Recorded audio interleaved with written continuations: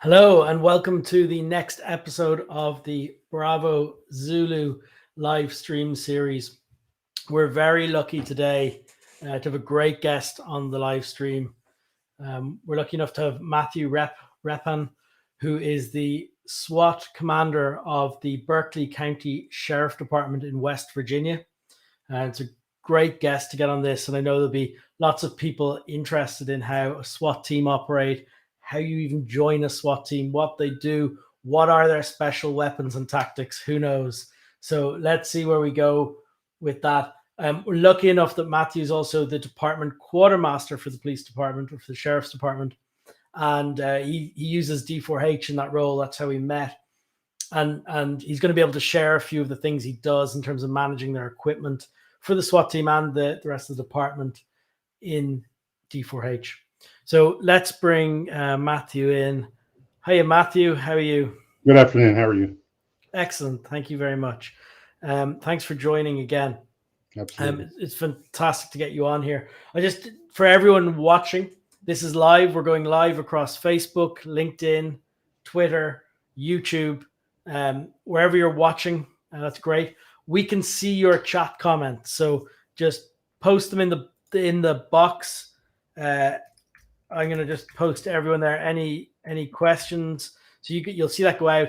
You can just post in that comment box any questions you have, and they'll come up on screen here for us. We'll read them out as before. So you might have a question for Matthew on either SWAT, their equipment, their training, what they do, something that piqued your interest, or how they use D4H when we get to that bit. So Matthew, let's talk first about where you are. You are in the United States. Correct. I've got a map here, and so this is going out to sort of a global audience. We'll have people tuning in from all over the place or watching it back. D4H is used in over 17 countries, so there's kind of a fair global audience. But we can see here kind of where you are. You're on the east coast of the U.S. Do you want to talk us through this? Yeah, we are in the eastern panhandle of West Virginia, which is not to be confused with Western Virginia. We're about 77 miles like northwest of Washington, D.C. So we are considered in their metropolitan area, but not directly in the D.C. metropolitan. Sure. You're pretty close to D.C., all right? I didn't realize that when we were talking before. Yes, it really only takes us probably, depending on traffic, of course, about an hour and 15 minutes, 20 minutes to get to Washington, D.C. Here's my local geography as an Irishman. There's a very big Guinness brewery here somewhere. I know it's west of Baltimore. What the biggest in the U.S. It's all brewed here. And forever. It's the best. It's somewhere. It's just west of Baltimore. I'm guessing around here somewhere. But yeah, it's one of the big ones there, and they do a lot of experimental brewing. Okay, so that's my Irishman fact for the start of this. You'll have to go visit. So this is the county, is that right? I've got it highlighted. Yes, sir. We got it's Berkeley County. It's a fairly small county geographic wise. I mean, we have about 321 square miles, which that doesn't sound small, but it is. We're the second largest county in West Virginia. We're also the second busiest county in West Virginia as far as calls and what have you. There's about 122,000, 26,000 people in the county. So what are we looking at? There's kind of three. It looks to me like there's like three major urban sort of areas, or is that? You said this is the seat of the county here. Yeah, most of the county is rural. I mean, we have Martinsburg, which is the county seat. Yeah. But everything else, we have a really big, the largest wildlife management area, in the state wildlife management area in West Virginia, in Sleepy Creek to the west. Okay. But we do have a major highway, which is I-81 that runs. We have 26 miles of interstate that run through our county. Okay. So as the SWAT commander, what geographically draws your incidents? It's the urban areas, or is that not a given? No, it's not a given. It's anything somewhere where a high risk situation calls for. Okay. Very good. And we can also be used for the neighboring counties.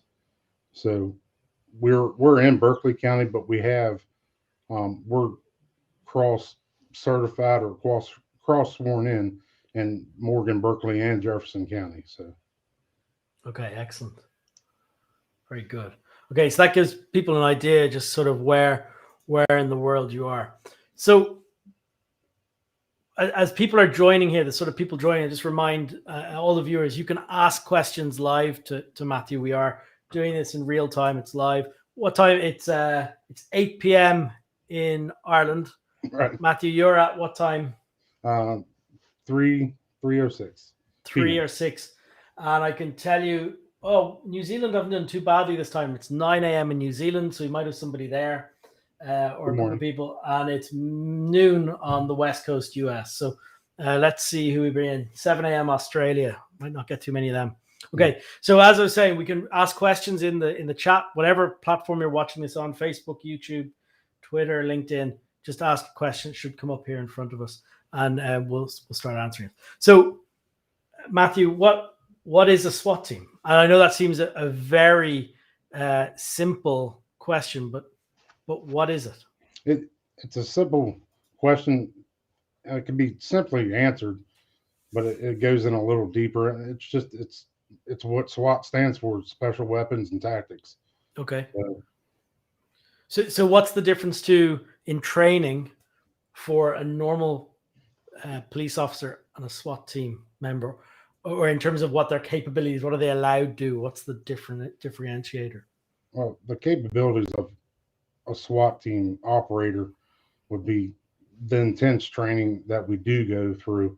Now, keep in mind, we are a part-time SWAT team. We train twice a month by the National Tactical Officers Association, by their standards. And all our SWAT operators are full-time other positions within the department. And so when they've got that SWAT uniform or PPE or whatever it is on, that badge, what can they do extra? What's the differentiator? Well, that pretty much comes down to me, the team commander or the team leader, and really the situation, what we're dealing with, will dictate what we're able to do, or allowed to do.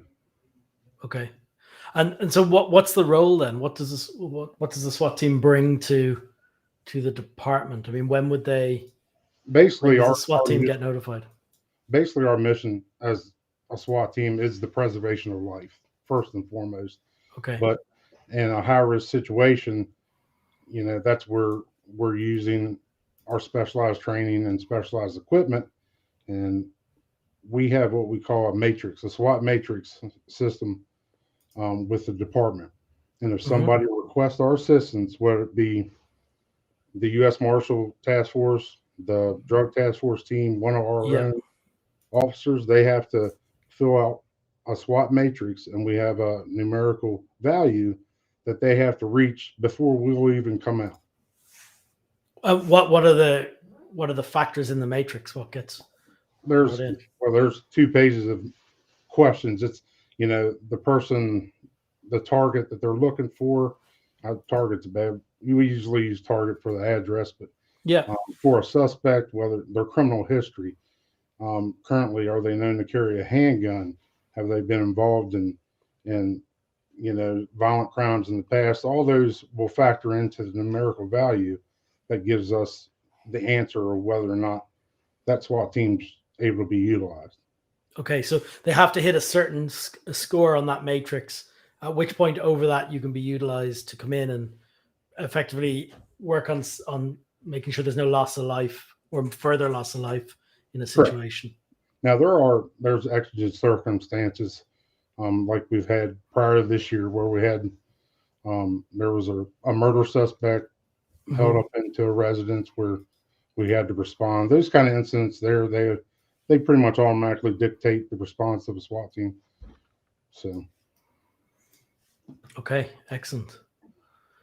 So I have got here a picture. You were good enough to send one of your challenge coins.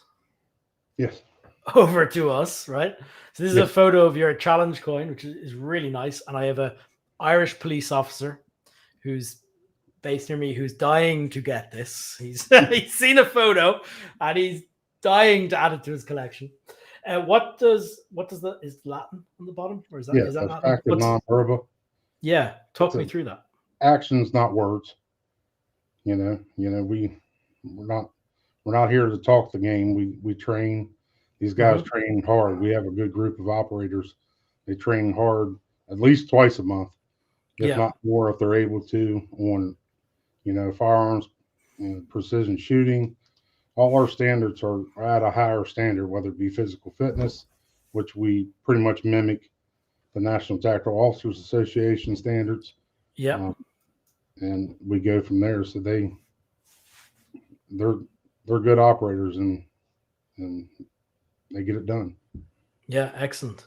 So when you you're the training you're describing there, you go down. You're telling me about you go down to the range. There's some different types of like there was low light, and there's a couple of other different things you'll do. Or we have what happens? Being this close to Washington D.C., we're in a unique position because we're close to a lot of training centers, federal training centers.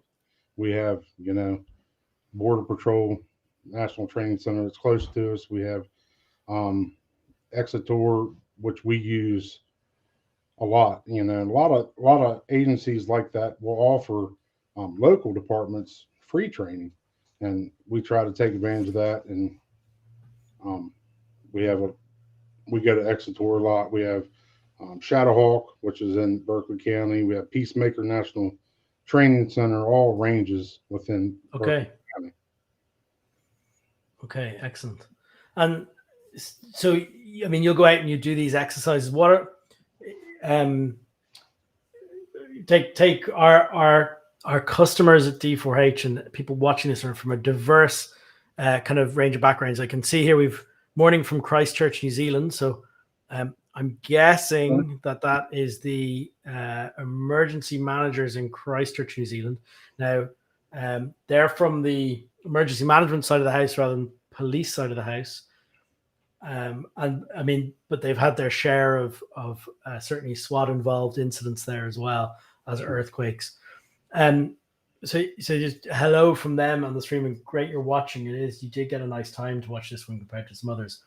If somebody was in your department and wanted to join the SWAT team, what do they do? I mean, do they just apply for that? Is it special training? Is there an assessment? How do you gauge someone to get in under your command? We'll put it out that if we have a position open, and we'll ask for resumes. You have to have a minimum of 2 years, and if we accept your resume, we'll go out and you have to pass a physical fitness standard and a precision shooting standard. Then you go in front of it's a SWAT team, so the team makes the decision from there on whether or not to accept you. Then you're on a probationary period for a year. Yep. And have to stay proficient in whatever we do. So, how many are on the team? We currently have a 10-man team, 11. Yep. If you count me, I can throw myself in if I need be. But we'd like to get up to 15, but we are a rebuilding team. Our prior administration's kind of depleted the team, and they've done a good job putting it back together. And I was put in command of the SWAT team in January or February.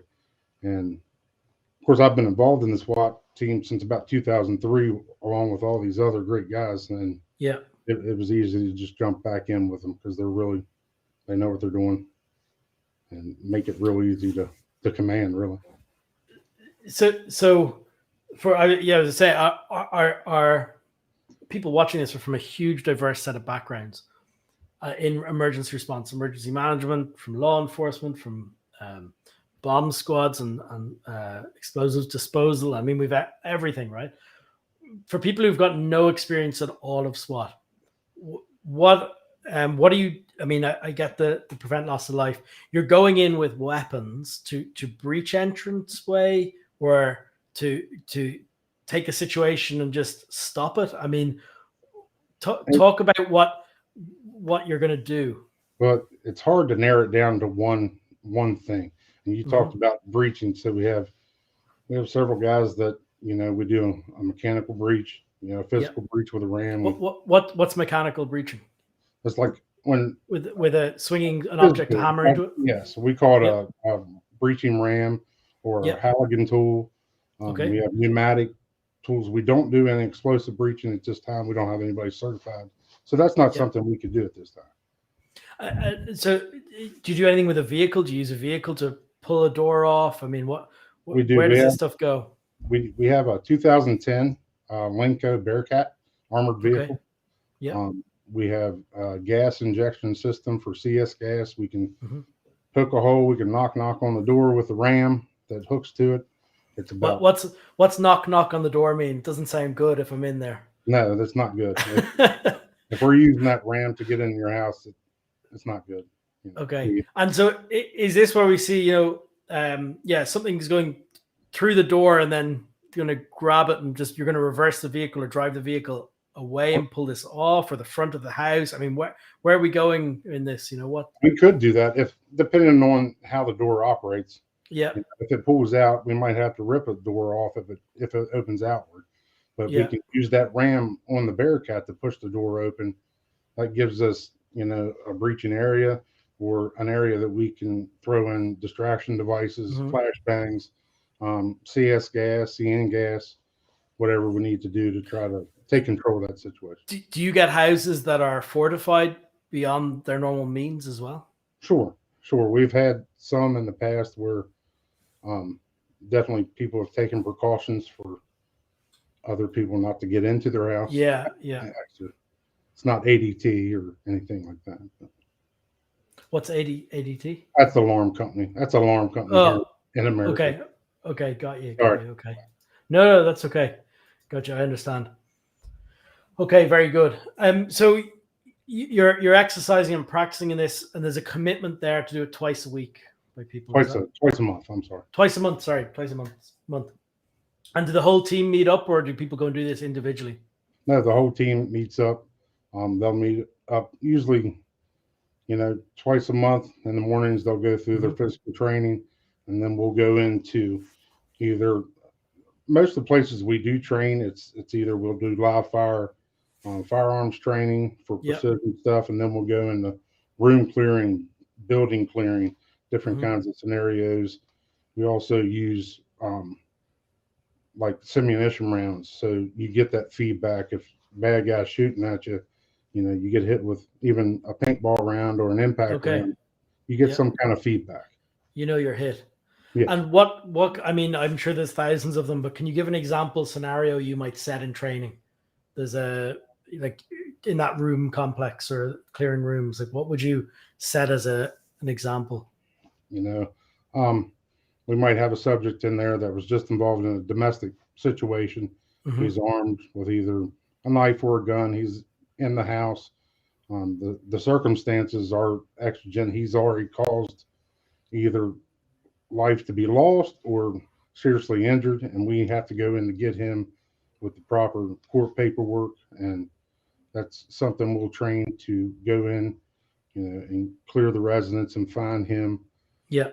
Obviously, not everybody, but a lot of people do train the active shooter stuff where you go towards the gunfire. We'll put a diversion inside a residence, a building, hear guns. Now we have to methodically get to that point because we don't know where he is. So we'll search, move, do what we need to do to eliminate that threat.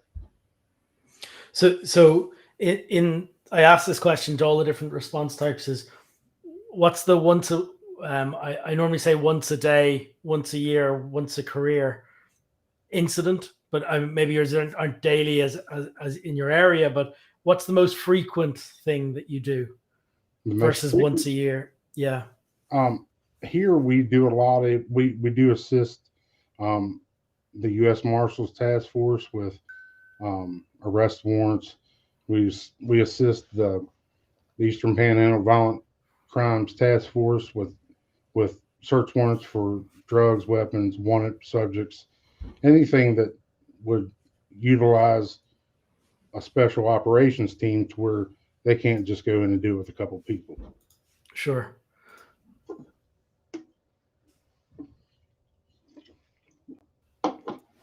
And so what's the once a year then? Like what's kind of not at all the time, but like what's the one of thing it's like once a year, it always happens.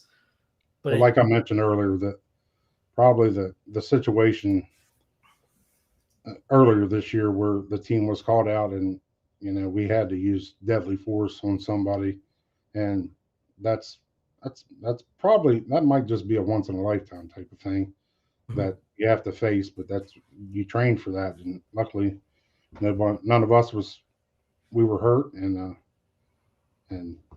we had to do what we had to do for that. We did take some, like I said, our Lincoln armored cat, Bearcat. We actually pulled a bullet out of the tire. A couple weeks later, we didn't know that it got struck by because they were taking fire. The team was taking gunfire. Okay. We actually had one in the tire that we had to pull out. A couple weeks later, we had the state police crime lab come in and recover their bullet because it was their scene. Wow. Okay. And so what's the once in a career?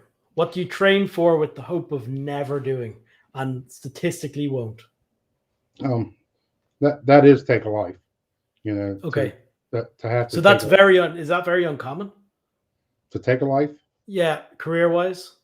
Oh yes, yeah, absolutely. Okay, interesting.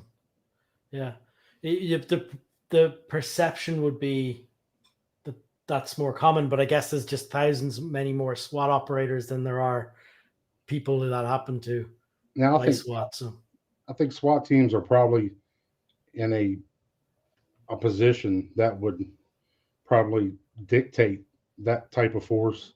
yeah, okay. So it's not unexpected. It's rarely unexpected. You're going in with a plan right. as such. Yeah. Somebody More controlled. If somebody calls us, it's not good. So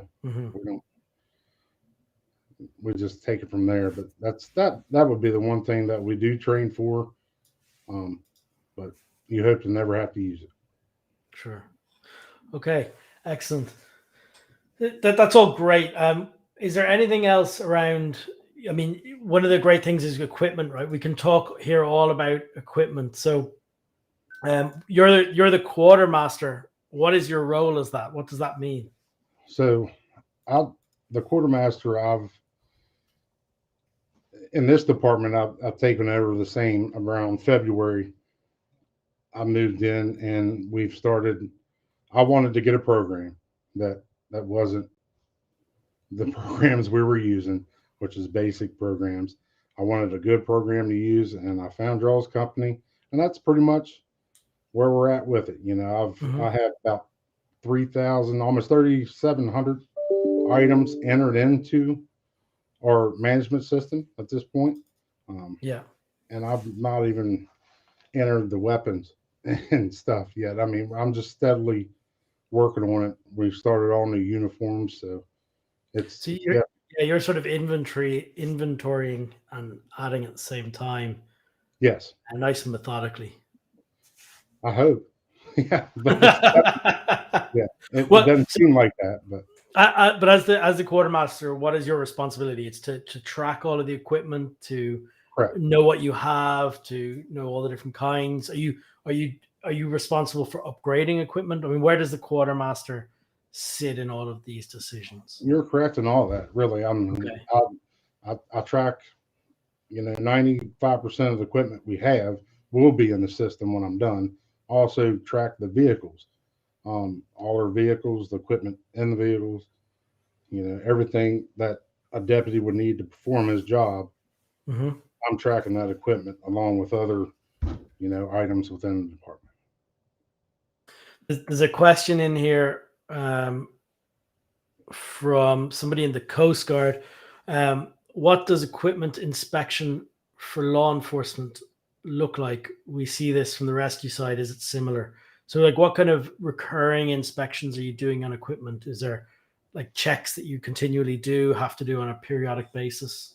Well, normally, prior to me taking over and then with this new program getting going, we had set in place of monthly inspections that the supervisor will do with their guys on the road. Now, a monthly inspection is hard to do with, a 14-man shift trying to find the time to go through all their equipment.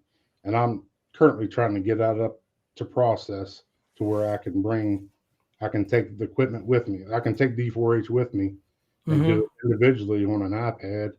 I don't have to write it down, come back and do it. So once I get everything in the system, then those inspections will be different. Now for rescue, I don't know if he's talking about as far as like tanks and such like I that. think he's from the Coast Guard side, so he's probably talking about search and rescue that they do. You know, they're checking all their equipment and life jackets and strops and hoists and all this equipment. Right. And is that similar? Are you doing these sort of programs within law enforcement where there's recurring checks? We check our weapons, make sure our long rifles, our handguns, proper working condition, our flashlights, like our dive team, they'll check their equipment, making sure their apparatuses are up to par, up to date, have been tested. What do you call the tank testing? I don't pressurize when they pressurize the tank. Yeah, sure, yeah. But other than that, it's a lot of the equipment that the deputies use are worn. It's worn equipment, so it's constantly being tested, really. Okay, yeah, makes sense. So, and you're tracking in D4H, obviously, all of that issued equipment that goes out to all the people. So, what is it? It's uniforms, it's personal protective equipment, it's uniform equipment for detention. Yeah, basically, I could just run down real quick. Yeah, from a head down. We have several different uniforms. We have a Class B, which is this outer vest, and we have a Class A, which is dress uniform. And with this uniform, you get issued a hat when we get them in, an undershirt uniform, which is a tactical combat shirt, whether short sleeve or long sleeve, an outer vest with your ballistic panels, radio, taser, mags for the weapons, flashlight, handcuffs, restraints, all the way down to holster, weapon, pants, boots. It all goes through. Excellent. Very good. Okay, well, have I missed anything, do you think, Matthew, that we said we'd talk about? I'm not sure. I think I've gone through all of my notes, and if I'd say if there's anyone else out there with a question who'd like to ask Matthew something, we'd be absolutely delighted to put it to him. There's a couple of thank yous coming in now. Can you see those as well, Matt? Yeah, you can see them coming up. Yeah, perfect. So people are very pleased with this. There's been a constant viewership all throughout the recording. So I think if you're happy there, Matt, we'll wrap it up on that. It's been great talking to you and hearing how you operate, what you do, and it's very good of you to share that with everybody and how you're using D4H to track that equipment. I appreciate having me in. Oh, absolutely, it's been great. I've learned a lot about SWAT. I have a hard job joining it here. I think there isn't the same opportunity. Right. to try. So this is going to go out live. We'll put this recording out. It'll be watched by thousands of people, which is great, across YouTube. We'll also push it out to anyone we think is interested. The audio recording version will be on our podcast. People can find that on Spotify, and they can find it on Google Podcasts, Apple Podcasts. It goes out. The audio goes out across all of that. So, listen, thank you again. Really appreciate it. Thank you. Yeah, thank you.